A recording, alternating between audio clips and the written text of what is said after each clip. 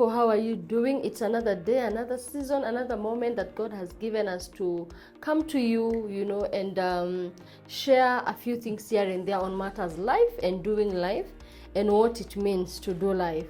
And so the last time we had a conversation, I mentioned that some of these things we are not able to just wind up, in a day, even because of the response we get from you and the engagements. And so before we go there, let me introduce myself. I'm Susan Kibe. In case there's somebody who is new, I'm born again, I love Jesus, and I'm a product of grace. And Susan is the founder of Claim Your Crown. In Claim Your Crown, we offer mentorship for moms parenting alone, who are called silver moms, mentorship for women to help them find their identity, walk in self-awareness, to be able to arise and stand up from the issues of life and show up despite the seasons you have been through. So last time I was here, I was joined by a friend of mine, a good friend of mine, and we had an engagement on friendship. Yeah, and I told the viewers, just in case you did not catch the other part, that this friend of mine, Susan is an author of Gracefully Broken. Before I go far, so in Gracefully Broken, there's a chapter called The Waiting Bench, and this friend of mine walked me through waiting. Because at the point when now God captured me and I started doing life in accountability, I was accountable to her amongst other people. So I would tell her, oh, there's this guy I have met, and she would listen in and say, no, that one, no, we are not dating now. Let's raise the children. So by the time somebody is telling a 30-plus-year-old we are not dating, that shows you we have a relationship. And that is why today we continue with our part 2 of Friends for Life. And I want to invite her to introduce herself so that we can get right into it. Yeah, hi. Thanks for having me once again. It's good to be back to your program, and I thank God for what you're doing. And yeah, keep shining, keep glowing my seas. They say the sky is just the beginning, to greater heights. So I'm Pauline, I'm born again. I love the Lord. Yeah, it's good to be back. Last time I mentioned I am born again. I do a lot of ministry, especially amongst women. It's a path I walk along with my sister here. Besides that, I'm married, I'm a mother, and I am also a professional. I'm a facilitator of learning. Yeah, when I'm not doing these things, you'll find me in class teaching. Yeah. Amazing. And so I believe you are in for a treat for part 2 of Friends for Life. Last time we talked about how do we make friends, how do we define the friendship so that our expectations are not high there and then we are feeling like they're not being met. And so today I just felt like there's something very important that we left out. When we make these friends, how do we keep the friendship? Because there are people who make and drop. The level of making and dropping is very fast. And so I invited my friend again to have this discussion of how do we keep the friends we make, and what are the types of friends that we can, say we find ourselves with and the spaces we operate in. So let's go. I feel like we already did introduction and basics, how we make friends and all that. But I felt like, okay, once we have defined friendship, we have defined we have marked what we want, we have counted cost. Now we have made friends. How would you say, what are the types of friends we make so that we know once we make this type of friends, how do we keep them? Yeah, I think I'd go back to what we popularly known as inner circle, middle circle, outer circle. Like you need to be able to, is it categorize your friends? Who are your inner circle? And why are they in your inner circle? What is it you do with them that keeps them in the inner circle? Then who are your middle circle friends? What parameters that looks like? What do you do with them? What is your level of engagement and commitment and accountability to them? And who are your outer circle friends? You can't have all friends in the same league. Wow. Hata kuna kuanga na ligi kuu, ligi so. So there's those who are inner circle. So define who is where.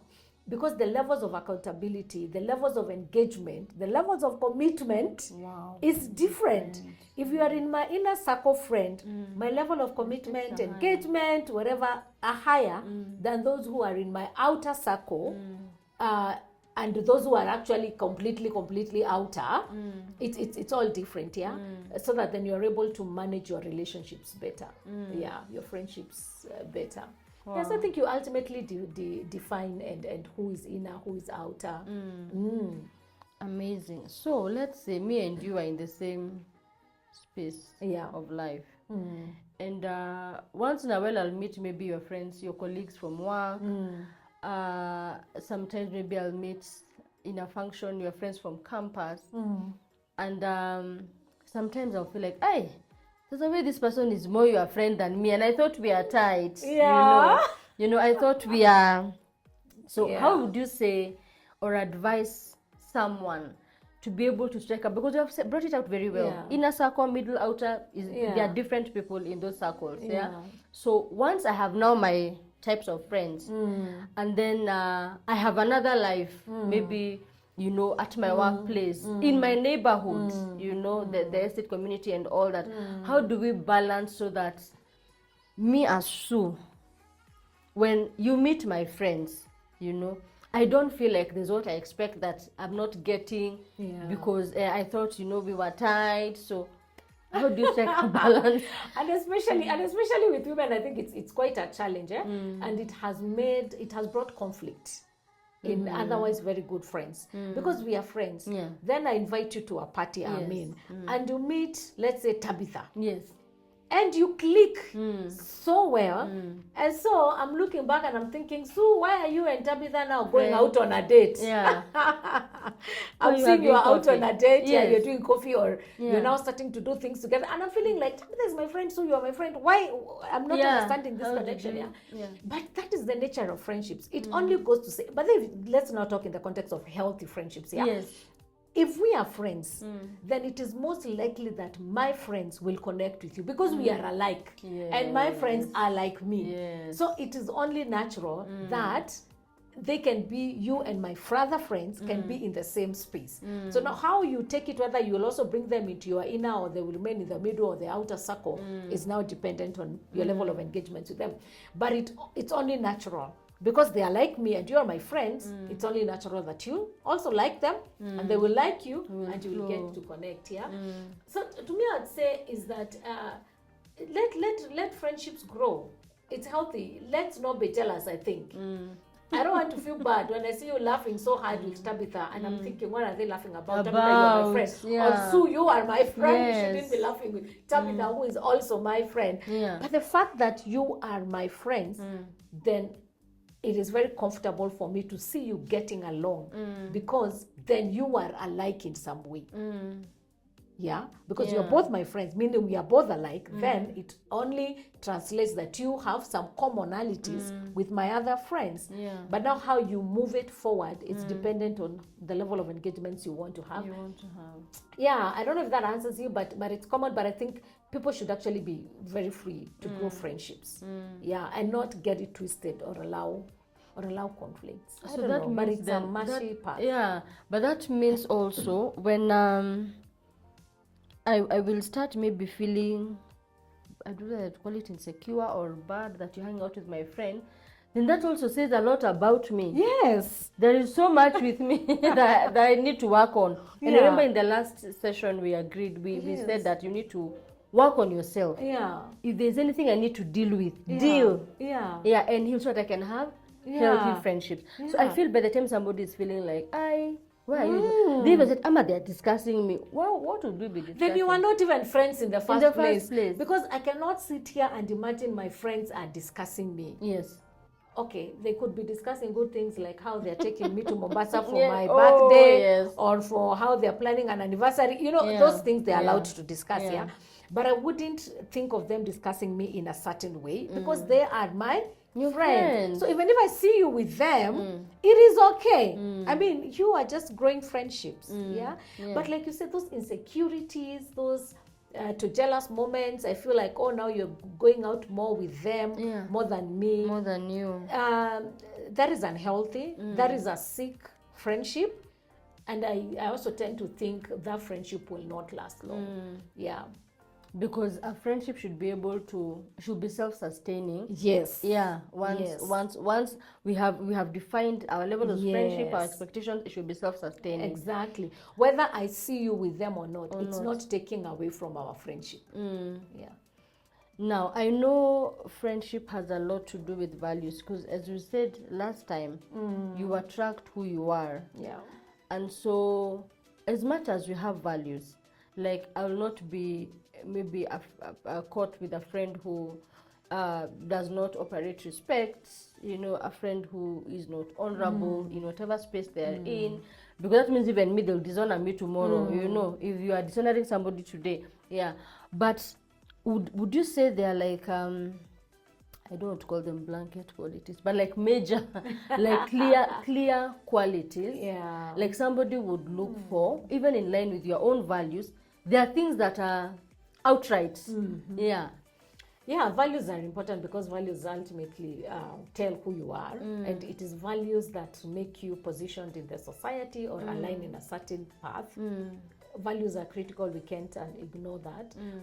Yeah, so I mean, things like you said, respect, like you said, love. I don't know what friendship is this we can have without love, without respect. We must have some when we talk of love, we talk of respect. We talk of commitment. Commitment is a value. Yeah, there are people who have no sense of commitment at all. Yeah. So we must have commitment to things. Even our mindset and our perspective of lives must align. We align in a lot of things. That's why I think we are friends for so long. When it comes to parenting, we are aligned in a certain way. When it comes to how we're doing marriage, how we're serving God, how we're doing our professional lives, there's a way we have sort of the same mindset and how we approach life. So that also must be common. Yeah, because then if it's all those things are not common, you will be unequally yoked. I believe in this, you believe in the other. So how will this friendship be? But I think check out for values. Yes, values don't lie. Values don't lie. You are like that, by the way. You can only hide for so long. Yes. Yeah, and so, okay, we have defined our friends, the people we want, we have seen the type of friends, we have seen how to just operate our friendships in healthy ways. Now, so we have made friends. Now you have friends. Yeah. How do we keep friends? Because I think like, I don't know how many years, if my daughter is turning 10, her daughter is turning 11. Oh. That means we have almost been friends as long as Hadassah, Yeah, and I didn't know that. I didn't know you before then. Yeah. So even to have kept our friendship for 10 years, and we have had seasons, and we have had moments where you're wondering what is going where. And even like I said, I have had you in my space for different seasons. Seasons that were sometimes uncomfortable, that felt. I remember even when I met my husband, before we go very far. Yeah. And you saw me and you called me like, where are you going with that man? That even reminds me why Frank might Oh not like me, but goodness. now he does. Yeah. So by the time I'm feeling like, you can ask me about who I'm dating and why, what have you seen in them? I remember that like it was just yesterday. I'm driving and we are like, the cars are going opposite directions, and I'm like, is that Sue seated in the front seat of that man's car? Where are they going? Where is she being taken? I called, and because I knew they were together, I had to speak Kikuyu. Yes. To make it easy for her to respond. I was like, where are you going? I was like, Kikuyu. Where do you think you are going? And she had to mumble and respond. But anyway, today it's a beautiful marriage. We thank God. Yeah. So, how do we keep friends? Even in those seasons where I feel like, why you asking me? What is this? Exactly. You must want to keep the friendship. Wow. You must want to keep them. Nobody can be kept if they don't want to be kept. So if you didn't want to be my friend, we would not be seated here today. Or if I did want to be your friend, I would not be seated here today. You know, we would have had our moments and then just disappeared on each other like that. And even when you look back into your life, there are people you held close, but today they are not in your inner or middle, they're or outer. Because probably life took different turns, they chose different values, and now they cannot fit in the place where they were at the beginning. So you must first of all want to keep that friendship. I want to keep this friendship. So then now work backwards. What does it take to keep Sue as my friend? What does it take? Because I was find different friendships, you'll keep them by different ways and different means. So let's count the cost. I want to keep this friendship. It's 11 years now. 50 years, so we will still be talking. I don't know whether I will be doing YouTube or whatever we will be doing then. We will still be friends by the grace of God. So we have to now sit back and check for this friendship to continue. What does it take? And then now you start counting your costs. It takes time. It takes love. It takes I need to pray for you. So I need to look out for you. I need to let you grow and be. You're not that Kagala I was checking out for all the time. Who are you with? Where are you? Saturday come. You're not there anymore. But now I have to sit back and watch you blossom and watch you grow and watch you make other friends and watch you become. You know, like a flower opening like this. By the way, I'm talking like this and you may think I am very old. Yes, I am very old. When I talk of watching her grow, and that is what it will take for this friendship to continue. So sit back and just take count. What does it take for this friendship to continue, for us to be friends for life? What will it take? And those are conversations we'll have. How to embrace your husband, how to embrace your clan of children. I'm a happy auntie of many. I have to embrace what you're doing. You also have to embrace what I'm doing. You have to embrace my family, my children, everything. Like it's, you must want, first of all, you must want to keep that friendship. And then now count, what does it take? And there are some friendships when you count the cost, you realize I can't pay this cost. Wacha tu iishe. And you let it be. It's draining you. It is draining you. It's bringing no addition. It's bringing no benefit to the table, but it's draining me. And you're like, you know what? I let go of that friendship. But ultimately you must want. It's interesting to just recount those years and where we are coming from, because I've just remembered something that I would want to connect to. One of the things that I feel is also crucial. I'm not sure that we mentioned it in the last recording, but any friendship is like, it has to be built on goodwill. You see, like goodwill has to be outright there and understood. So one of the things that has just struck me when she spoke is in that my waiting season, I said she was with me in the waiting bench and looking at mother hen, literally mother hen, to an extent that I became part of their family. My sister is having guests, I am there. My other sister has had a baby, I'm there. My mother is the house is built, we are there. I became part of their family. And I think that is goodwill, because having walked the journey, having seen what were my vulnerabilities at that time, like, hey, you can't be alone on another Saturday. I don't know where you will go. Come. My mother has visitors. Let us go. So I don't know what you would say about goodwill. And even as we are keeping friends, like do you continue to cultivate the goodwill? Because I believe even now those 50 years, 40 years to come, it's like we'll just be drawing from what we have cultivated. I think goodwill just has to be there. And I'm trying to look for this scripture in Apotea.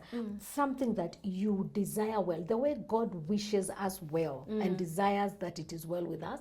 I think that is what as friends we should be. I desire good for you. I wish you well. You know? So I'm seated and I'm thinking, in my pursuit of her wishing her well and in my goodwill, what can I do? I don't want her all over. It's a Saturday, she's bored and she's gone to some random dates with men that I don't know. Please come. I feel like you are safer off with us than when you are idle at home and guys are asking you out on dates. It's goodwill. And it's and this is where people say, oh, when you're married, because I got married before you, right? Yeah. When you're married, don't hang around with single people. But this was always with me. Yeah.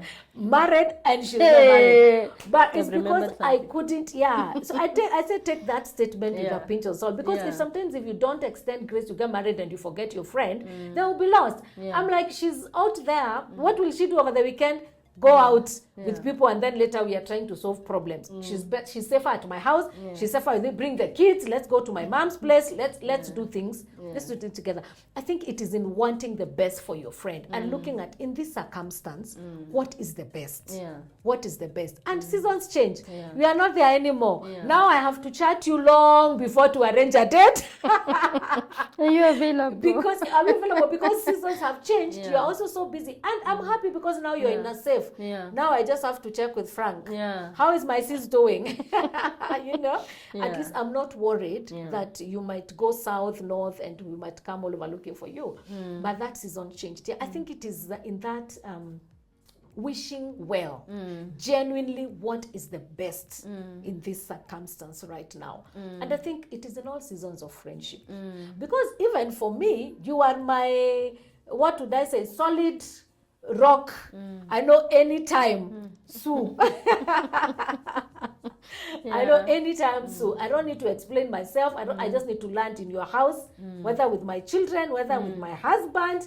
You will pick it up from there. You will know how to figure it out. So it has not been a one day. It's one way rather. Yeah. It's two way, because I also know you wish me well. Yeah. You are also looking out for me. Okay, you are busy with all these things. What can I do? How can I come in to help? Yeah. And I think that is what keeps friendships.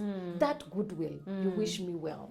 Now we are not together every day, but whenever we need each other, we always come through. Always, oh, you need, I'll make time. I tell you, hey, so I need this, you will make time. Let's panga next Tuesday, next Wednesday, you know. And like when we would see each other like every day. Yeah, that goodwill is. And if you have friends who don't have your goodwill, wachana now, by the way. They redefine those friendships. Redefine the friendship. Redefine them. Yeah. Yeah. And I think also with goodwill, I think that is what actually helps us to even navigate seasons, because the bottom line is the foundation is secure. Yeah.